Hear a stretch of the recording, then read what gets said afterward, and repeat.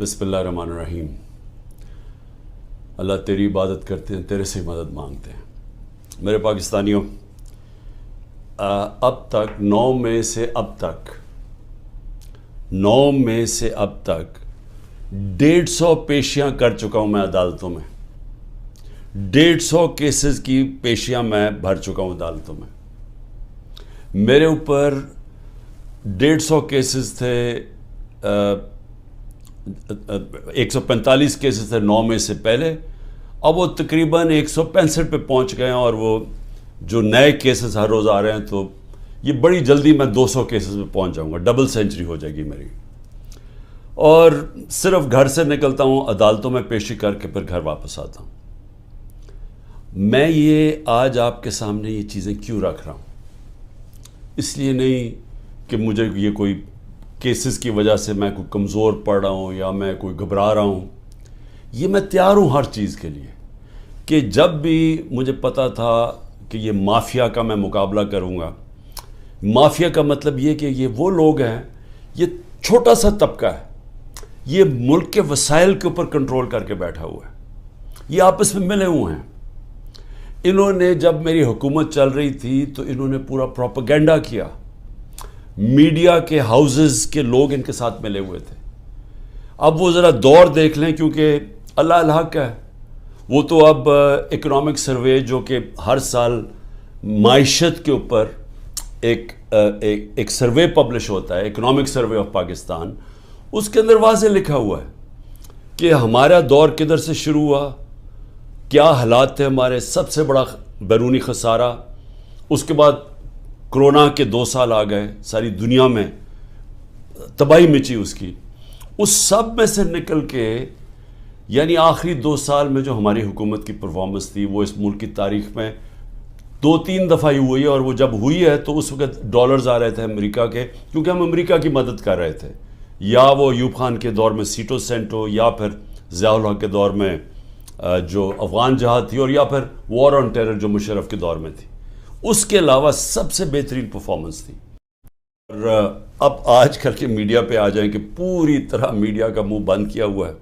इमरान खान का नाम नहीं ले सकते, सिवाय कि उसके ख़िलाफ़ उसकी किरदार कुशी की कैंपेन हो, उसके अलावा इमरान खान का कोई पॉजिटिव नाम नहीं ले सकते। और वो सारे बड़े बड़े जो जहाद करने वाले थे आज़ादी राय में, वो सब चुप करके बैठे हुए हैं और इसका हिस्सा बने हुए हैं। तो मैं ये क्यों कह रहा हूँ आज कि ये जो मेरे ऊपर केसेस हैं और ये जो आगे जिस तरफ जा रहा है मुल्क, मैं इसलिए कह रहा हूँ कि इसी वजह से आज से 27 साल पहले मैंने अपनी इंसाफ की तहरीक शुरू की थी। क्योंकि मेरा टाइम सारी दुनिया में गुजरा था, मगरब में, बरतानिया में। मैं तो उनका सिस्टम समझ गया था। तो मैं तो बड़ी पहले इस नतीजे पे आ गया था कि जिस मुल्क में इंसाफ नहीं है, कानून की हुक्मरानी नहीं है, रूल ऑफ लॉ नहीं है, वो मुल्क तरक्की नहीं कर सकता, वहाँ खुशहाली नहीं है। मैं इस नतीजे पे पहुँच गया था, और इसलिए मैंने फिर 27 साल पहले अपनी तहरीक शुरू की इंसाफ की। और आज मैं सिर्फ आपके सामने ये बताना चाहता हूँ कि ये देख लें कि जब ताकतवर फैसला करता है इस मुल्क में, तो क्योंकि वो कानून के ऊपर है, वो हर किस्म का जुल्म कर सकता है कमज़ोर पे। अब ये सब कुछ हो रहा है कि कहीं इमरान खान घुटने टेक के हमारे पास आ जाए कि सर, जो आप कहते हैं मैं तैयार हूँ। बस इसके लिए हर किस्म का हरबा इस्तेमाल किया जा रहा है। हर किस्म का, मेरे पे भी नहीं, मेरे ख़ानदान के ऊपर, उनके अलावा जो तहरीक इंसाफ के अंदर लोग हैं जो खड़े हैं आज, उन सब के ऊपर अब ये गुजर रही है, उनके घरों के ऊपर। यानी मैं बार बार बता चुका हूँ, मैं कभी नहीं समझता था कि मैं अपने मुल्क में ये हालात देखूँगा कि चलें घर तोड़ दिया, बिजनेसेस बंद कर दी, रात के 3 बजे घर में घुसते हैं 30-40 पुलिस वाले, और अपने मुंह कवर करके घुसते हैं। ये भी ज़रा सोचें कि कई शलवार कमीज, यानी आम कपड़ों में आते हैं, पुलिस की वर्दियों में नहीं आते, लेकिन क्लैशनिकोव्स पकड़ के आम घरों में आ जाते हैं। वहाँ बच्चे होते हैं, वो कई बच्चों के ऊपर क्या गुजरती है वो जब देखते हैं। आज़म स्वाति के पोतियों के सामने اس کو بیوی کے سامنے اندر گھس کے رات کے 3 بجے اس کو مارا. سب کے سامنے دیکھ رہے ہیں اس کو مارتے ہوئے ایک 75 سال کے آدمی کو. اور صرف اس کی غلطی تھی کہ طاقتور بادشاہ سلامت کے اوپر ایک ٹویٹ کر دی کہ باجوہ صاحب شکریہ آپ نے NRO2 دیا ان چوروں کو. اس کے اوپر سب کو پتہ ہے کہ 9 میں پکڑ کے مجھے انہوں نے جیل میں بند کر دیا. میں تو 3-4 دن مجھے پتہ ہی نہیں کیا ہو رہا تھا, کیونکہ مجھے نظر بند تھا. مجھے تو کوئی ٹی وی نہ خبریں نہ موبائل فون. وہ جب میں سپریم کورٹ میں پہنچا تو اس سے پہلے مجھے وکیلوں نے تھوڑا سا بتایا اور پھر چیف جسٹس صاحب نے بتایا. وہ پہلی دفعہ مجھے پتہ چلا کہ ہوا کیا ہے. اور مجھے تب بھی پوری سمجھ نہیں آئی کہ اس کے پیچھے کیا ہم کر سکتے تھے, کیا ہوا, کچھ انتشار ہوا, کون سے ہمارے لوگوں نے جا کے توڑ پھوڑ جلایا. وہ تو مجھے آہستہ آہستہ پتہ چلا کہ ہوا کیا. اور پتہ چلا کہ پورا پلان بنا ہوا تھا. یہ پلان کے تحت فالس فلیگ آپریشن, یعنی پہلے وہ اس طرح مجھے اٹھایا اور اس کے بعد پھر پہلے پتا تھا کہ ریاکشن آنا, اور اس سے یہ جو جلانا گھرانا اور یہ کیا, اور اس کی آڑ کے اندر سارے لوگوں کے اوپر بند کر دیا اور میرے اوپر کیسز کر دیے. میں جب جیل میں ہوں تب میرے اوپر کیسز کرنے شروع کر دیے کہ جی میرے کہنے پہ ہوا سب کچھ. ایک سٹیٹمنٹ نہیں ہے. 27 سال میں مجھے ایک سٹیٹمنٹ بتایا کہ میں نے کبھی کسی کو کہا ہو کہ آپ توڑ پھوڑ کریں. ہمیشہ میں نے کہا قانون کے بیچ میں رہے. ہر جگہ میں نے قانون کی پابندی کی ہے. جب مجھے لگا انتشار ہوا میں نے اپنی پارٹی کو پیچھے ہٹایا. جب ہماری پارٹی کراچی میں بننے لگی مجھے لوگوں نے کہا جی کہ جب تک ملیٹنٹ آپ کا ونگ نہیں ہوگا آپ MQM کے سامنے کھڑے نہیں ہو سکتے, کوئی آپ کی پارٹی نہیں جوائن کرے گا, کیونکہ MQM سے تحفظ چاہیے تھا. میں نے کہا ہم پارٹی نہیں بنائیں گے لیکن ہم نے ملیٹنٹ ونگ نہیں بنانا. ہمیشہ یہ 27 سال سے میری ہمیشہ یہ فلسفی تھی کہ ہم نے پرامن اور آئین کے بیچ میں رہنا ہے. میری آج اب تک کرکٹ کے اندر دیکھ لیں, جب میں کیپٹن تھا ساری دنیا ریسپیکٹ کرتی تھی کہ عمران خان وہ ہے جو نیوٹرل امپائر لے کے آیا. یعنی وہ آدمی پہلا کیپٹن تھا کرکٹ ہسٹری میں جس نے کہا کہ ہم اگر جیتیں گے تو ایمانداری سے جیتیں گے. اس سے پہلے ذرا دور دیکھ لیں کہ جب پاکستان جیتا تھا کہتے جی امپائروں کی وجہ سے جیت گیا, چیٹنگ کر کے جیتا ہے. میرا دور دیکھ لیں, آج تک کبھی جب ہمارے اپنے بھی امپائر تھے کبھی کسی نے نہیں کہا کہ ہندوستان کو ہرایا انہوں نے کہا ہم فیئر اینڈ اسکوائر. آسٹریلیا کو ہرایا انہوں نے کہا کہ ہمیں صاف اور شفاف طریقے سے ہم ہارے ہیں, یعنی چیٹنگ نہیں ہوئی.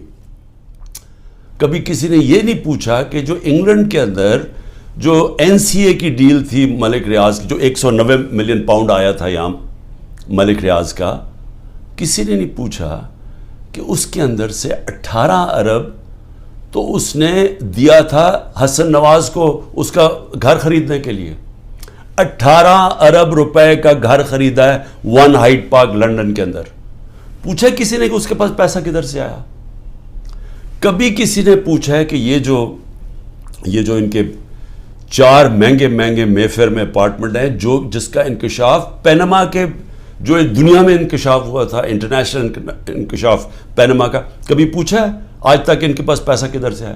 کبھی کہتے جی قطری خط دے دیا کہ جی وہ قطری کے شہزادے کے باپ نے اور ان کے میاں نواز شریف کے باپ نے کوئی فیصلہ کیا تو دونوں مر گئے, تو پتہ ہی نہیں کہ پیسہ کدھر سے آیا. پھر کبھی وہ کلیبری فونٹ آ گئی کہ ایک فراڈ کانٹریکٹ دکھا دیا, وہ اس فونٹ کے اندر لکھا ہوا جو اس وقت ایجاد ہی نہیں ہوئی تھی, وہ اس سے اگلے سال آئی تھی. وہ جھوٹ پکڑا گیا مریم نواز کا, وہ کوئی اس کے اوپر کیس نہیں ہے.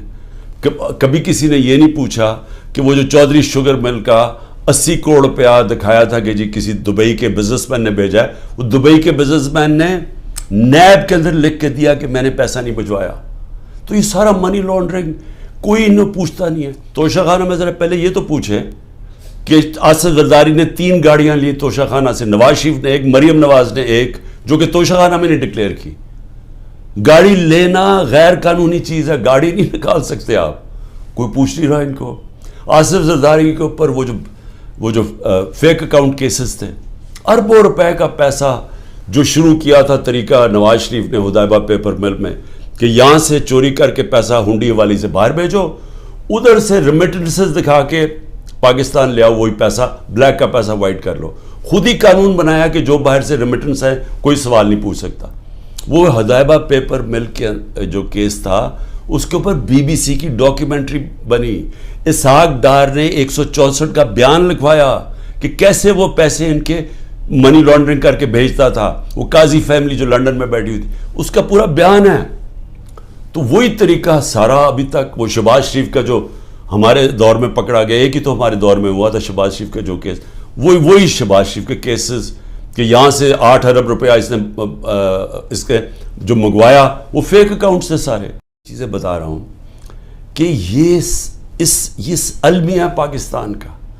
کیوں وہ بیچارے جو کشتی میں جن لوگوں سے پوچھیں رشتہ داروں سے, جو گریس میں یہ کشتی میں ہمارے کوئی 300 پاکستانی بیچارے ڈوبے ہیں, ان سب نے کیا کہا کہ ہمیں کوئی امید ہی نہیں نظر آ رہی, پاکستان میں ہمارا کوئی چانس ہی نہیں اپنے آپ کو اوپر لے جانے کا.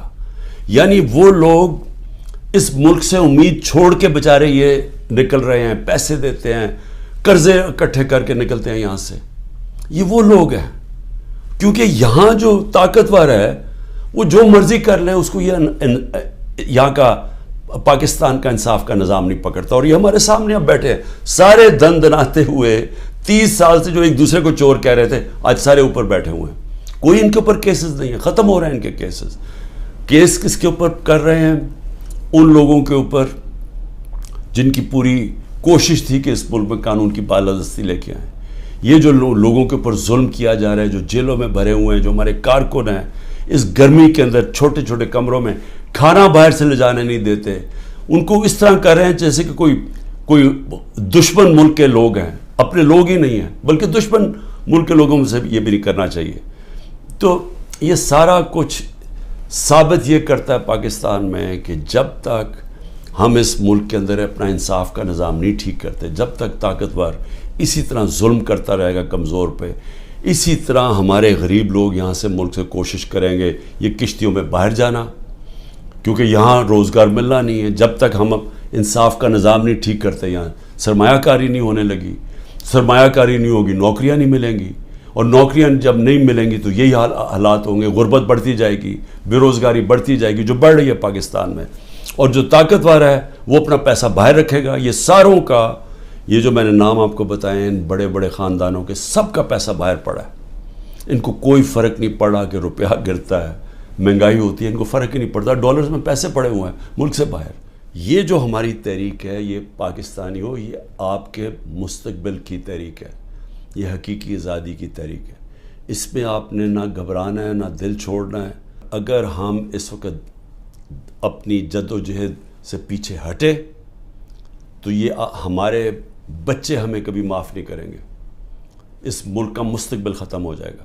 یہ جو اوپر قبضہ گروپ بیٹھا ہوا ہے اور یہ ظلم کر کے لوگوں کو ڈرا کے ہمیں غلام بنا رہا ہے, آپ نے کسی صورت پیچھے نہیں ہٹنا. میں پھر سے آپ کو کہتا ہوں, پیچھے ہٹ گئے ملک کا مستقبل کیا.